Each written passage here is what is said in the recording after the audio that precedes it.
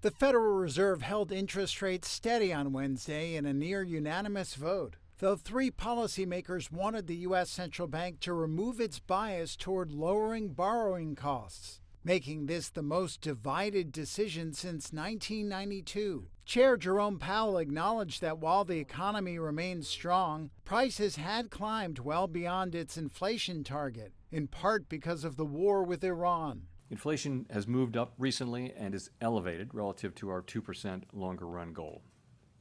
Estimates based on the Consumer Price Index and other data indicate that total PCE prices rose 3.5% over the 12 months ending in March, boosted by the significant rise in global oil prices that has resulted from the conflict in the Middle East. Powell addressed the media for likely the last time as chair, as his term expires next month. Thank you very much, everyone. I won't see you next time.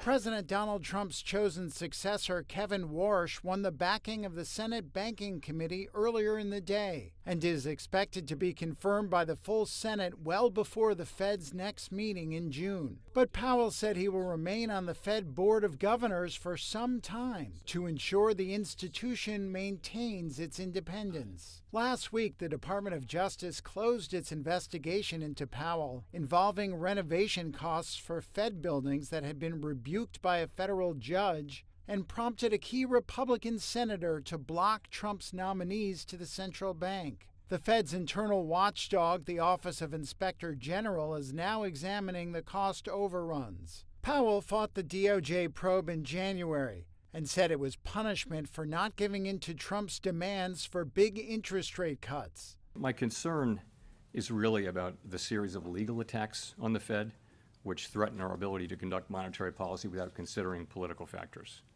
And I want to note here, this has nothing whatever to do with verbal criticism by elected officials.